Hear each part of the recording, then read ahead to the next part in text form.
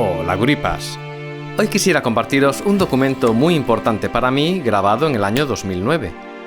El testimonio de un veterano de la Guerra Civil Española que me toca muy de cerca, ya que se trata de mi tío abuelo Francisco Rivera, hermano de mi abuela materna.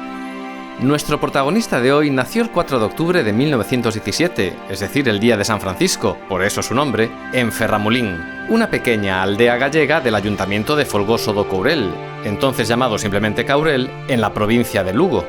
Así que vivía en una zona que quedó desde el inicio bajo control del bando sublevado. Al igual que la mayoría de sus vecinos, trabajaba en labores del campo. Y aunque pertenecía al reemplazo de 1938, Francisco fue llamado a filas para cumplir con su servicio militar un año antes de lo previsto. Ya sabía que me iba a llamar porque llamaban a todos y cuando era quinta mía también.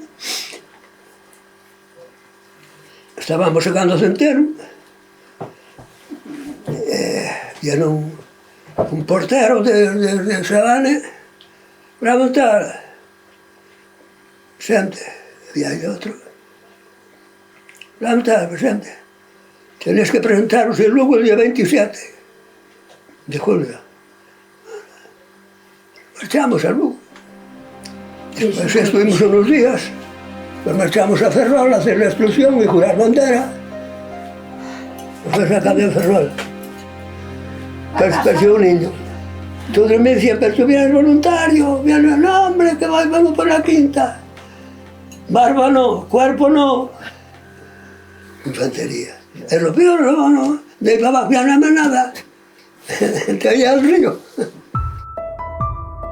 El 4 de octubre de 1937, tras apenas 2 meses de instrucción, Francisco fue destinado al frente de Asturias, integrado en el 4º Batallón del Regimiento de Infantería Zamora número 29 con base en Coruña. Que sepáis que en aquella época los regimientos no funcionaban como unidades operacionales, sino que se encargaban de formar nuevos batallones para reforzar a las unidades desplegadas en los frentes. En el caso del batallón de mi tío, fue asignado a la 5ª Brigada de Navarra, posteriormente división, integrada por unidades de infantería, de requetés, de falange e incluso de regulares. Pero ¿quién mejor que el propio Francisco para que nos cuente más en detalle en qué unidad combatió durante la guerra? Admisión en la 5ª de Navarra. 5ª de Navarra. 5ª de Navarra. Sí. Cuarta compañía, no, 4º batallón, 4ª compañía, 4ª escuadra. ¿Qué cosas? ¿Cada escuadra cuántos hombres seréis? Pues tiene 5 hombres y un cabo. Y el cabo manda a los 5 hombres. Y un sargento manda un pelotón. Francisco recuerda con precisión no solo su unidad, sino también cada detalle del equipo y vestimenta con el que fue enviado al frente. Teníamos un fusil Mauser español. Pues llevaba 150 cartuchos y algunas bombas de mano, de pino, de grafite, según fueran. Llevabas cigarrillo, para el vino o para el agua, un plato de aluminio, poco pesa, pero bueno, una cantimplora de 1 litro, que es de aluminio, y la careta, antigases y muchas más cosas. 2 mantas, un capote, teníamos una numeración en el cinto, y pues si caías muerto por la numeración del cinto se sacaban, sabían quién eras. 2 o 3 números ya sabían que eras tú por el número. ¿Esa chapa estaba entonces en el cinturón? Sí, no cinto. Cosida al cinturón. En octubre de 1937, cuando mi tío Francisco llegó al frente de Asturias, los combates ya habían cesado. Sin embargo, apenas 2 meses después, en diciembre, el ejército republicano logró tomar Teruel, la única capital de provincia que conquistarían durante toda la guerra civil. El bando franquista no tardó en reaccionar y en febrero de 1938 la ciudad volvió a cambiar de manos. Una vez allí, Francisco fue testigo directo de los duros combates que marcaron la batalla de Teruel. Ya no era Teruel, era una escombrera. Ya no se podía llamar Teruel, que era una escombrera ya. Allí abajo de la plaza, que un poco torcido hacia el terreno, estaba el ferrocarril y estaba la vía, la estación. Estaba todo revuelto, aquí no había nada. Llegamos nosotros y estuvimos en posición frente a la muela, que la muela es una loma que hay a la derecha yendo para Teruel, aquella estaba sin tomar. Nosotros estuvimos en posición en una trinchera que se llamaba el Carrascalejo, hasta que quisieron hacerle una herradura a la loma, los nuestros, de aquí estaban nosotros. Y ellos quisieron hacer una obradura así, que se llama una bolsa. Pero ellos, una noche, al ver que intentaban hacer un cerco, de aquí estaban nosotros, retiraron. Cogieron, una noche retiraron todo. Cuando llegaron nuestros ya no había nada. Bueno, nosotros después cogimos Teruel abajo, Sarrión, que está en la carretera que pasa para Valencia, Caudiel, Montán. Pero tenían tan fortificado aquello que con una ametralladora así, y hierro, ¿quién pasaba? El que pasaba ya lo tumbaban. No se podía pasar, querido. La aviación alemana, pues, no quedó nada, quedó todo en polvo. Entonces vino un aparato por arriba y un señor que vino adentro con un pañuelo, que subiéramos, que ya no había peligro. Pañuelo blanco, da a entender que puede subir. Subimos, ya no había nada. Tras la ruptura del Frente de Aragón, el ejército franquista pudo avanzar hacia el este, entrando por primera vez en Cataluña. Y, lo que fue clave, alcanzando el mar Mediterráneo el 15 de abril de 1938 a la altura de Vinaròs, dividiendo en dos el territorio republicano. Pero en lugar de tomar Cataluña, el general Franco decidió centrar su ofensiva hacia Valencia, donde la República tenía su capital administrativa. En este frente, Francisco permaneció un tiempo atrincherado en la Sierra de Espadán, cerca de Castellón, hasta que toda la ofensiva en esta zona se vio interrumpida el 25 de julio de 1938, fecha en que el ejército republicano lanzó la que sería su última gran ofensiva, el cruce y la batalla del río Ebro. Entonces Francisco fue enviado a reforzar las posiciones más al norte, a la altura del río Segre, que hacía de frontera natural entre las zonas republicana y franquista, y donde nuestro protagonista sería herido por primera vez en combate. Después nos mandaron ir al Segre, a nosotros. Fuimos a Fraga, de Fraga subimos a Serós, y estando yo de servicio en una loma así, que se pasaron dos rojos aquella noche, dice, mucho cuidado, esta noche va a haber un desastre, que van a dar una ofensiva muy grande a los rojos. A mí me pusieron a por arriba con una bomba de mano y unas botellas de gasolina inflamable. Dice, por aquí van a venir los tanques. Yo estaba así, tiras primero la gasolina y se extiende en la casco del tanque, luego tiras la bomba y se incendia. Ya no puede carburar. Es que ahí vino de noche un morterazo, un cañonazo, y allí más arriba, baja la metralla, ya, aquí un chichón en la cabeza. No era para morir tampoco, ni fue. Llama al cabo de guardia que estaba ahí abajo, junto al río, cabo de guardia, ¿qué? Venga a relevarme, trae relevo, estoy herido.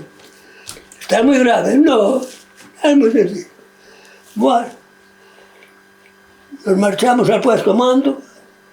Estaba ya el comandante que se llamaba don Aniceto Vila Pérez. Vila Pérez. Cuando llegamos allí, una fila de muertos, porque lo que había en la loma yo no sabía. Otra fila de heridos chillando, y ellos que tienen el puente dominado, vengo a caer cañonazos al puente, cañonazos. El comandante nada, estaba con una burra, porque nos podíamos marchar por su pie, había que jugarse la vida, como así fue. Dice un teniente, con ser menos que él, mi comandante, estoy ordenando una cosa, si usted la acepta. Tú dirás, los que puedan caminar por su pie, que se jueguen la vida ahí junto al puente, porque continuamente lo que los cañonazos daban una descarga y caían unos obuses, pero me tardaban 10 o 15 minutos en tirar otra. Y en ese tiempo, daba tiempo para pasar el puente. Y una vez pasado el puente ya había trincheras para conducirse, ya no había peligro. Muy bien, lo hizo así el comandante. Nos marchamos, yo después marché al hospital, iba herido, al hospital de Afonso Carles a Pamplona. Llegamos a Pamplona y ya no iba cama, estaba todo colosado. Tuvimos que ir a un pueblo que habían preparado un hospitalillo de estos provisionales que preparan. Se llama el pueblo, se llama Caparroso. Allí nos cuidaron muy bien, nos trataron bien. Había enfermeras, había médicos, daban bien de comer. Oh, Dios. en los hospitales se comía de gloria. En la guerra, los heridos los trataban para que volvieran pronto a trabajar. Después quise volver al batallón una vez curado, y al poco rato de llegar otra vez en Huesca, yo llevaba un fusil ametrallador checo y ellos iban haciendo la retirada hacia metros. Digo, como me dejéis emplazar, 4 cañas, tías, pero él sí fue más listo que yo.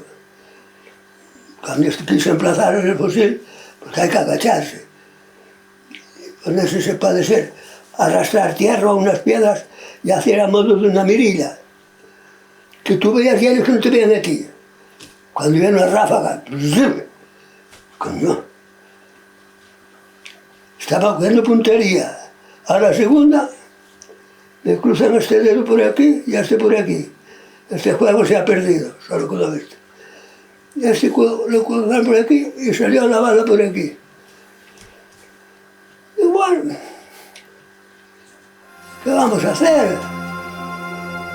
Tras ser herido por segunda vez, Francisco fue enviado a recuperarse a Vitoria, en un hospital improvisado en el seminario de la ciudad.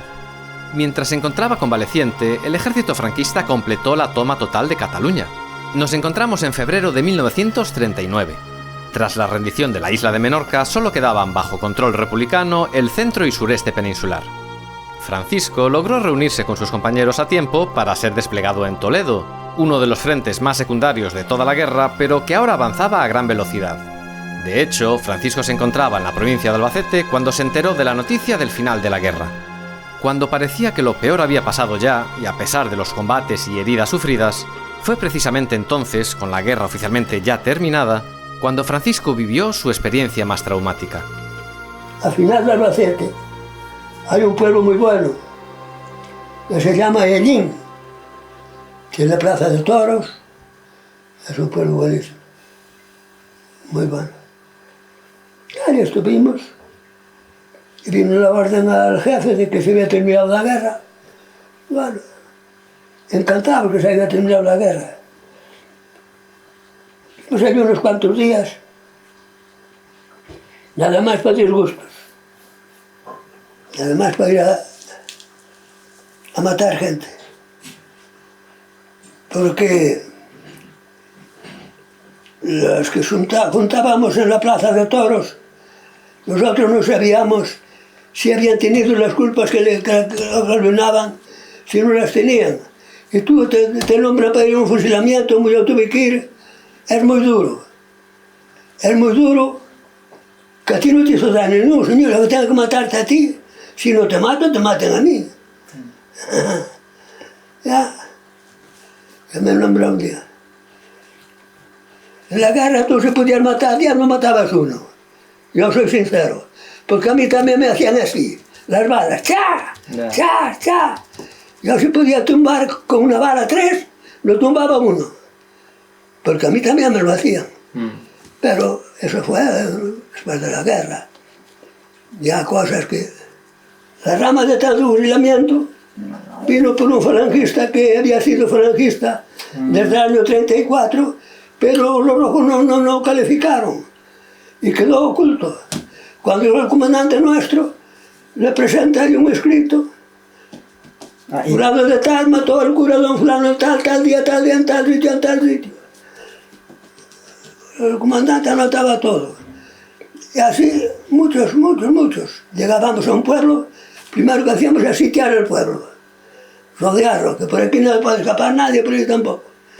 Llegabas, muy iba todo anotado, la calle, el número y tal. ¿Quién? Un servidor. Sería un hermano, un cuñado. Usted se llama fulano tal, ¿no? Entonces no está, que no vive aquí fulano tal, sí vive, pero estaba ahí. Pero qué ignorante de todo lo que pasaba. Cuando dice, ¿usted sabe leer? Sí. No, primero, ¿es usted preso? ¿Y por qué? ¿Sabe leer? Sí. Usted ha matado al cura don fulano de tal día, que se calle, que están 5 tiros. Al camión, a la plaza de toros. Le damos la plaza de toros así. Y después, a matarlos.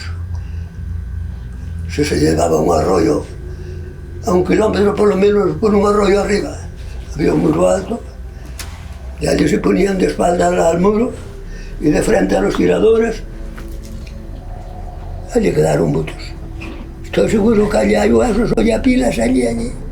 Nosotros hacíamos la matanza y volvíamos a la cama, el pueblo no se enteraba de nada, a las 3 de la mañana. No sé lo que hacían con ellos. Pero una pila de noches así, 3, 4, 5, 6, 3, 4, 5, 6 allí. Y eso fue una matanza muy gorda. A pesar de haber estado desplegado en el frente durante año y medio, Francisco no fue licenciado de inmediato y tuvo que permanecer en el ejército 2 años más tras el final de la guerra. En octubre de 1939 fue asignado al Regimiento de Infantería número 53, destinado en Cantabria. Durante ese tiempo, Francisco fue testigo de otro episodio histórico, el Gran Incendio de Santander, que en la madrugada del 15 al 16 de febrero de 1941 destruyó buena parte del centro de la ciudad. Y en este caso el ejército fue desplegado allí para evitar los saqueos. No fue hasta el 15 de abril de 1941, casi 4 años después de su incorporación a filas, cuando Francisco fue finalmente licenciado y pudo por fin regresar a casa.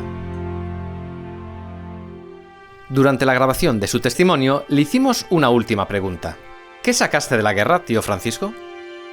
Piojos. Muchos piojos. Francisco Rivera falleció en noviembre de 2013 a los 96 años. Su testimonio es el recuerdo vivo de una generación que se vio envuelta en tiempos terribles y que, aunque en silencio, dejó huellas imborrables que marcaron sus vidas para siempre. Os espero en el próximo vídeo y rompan filas.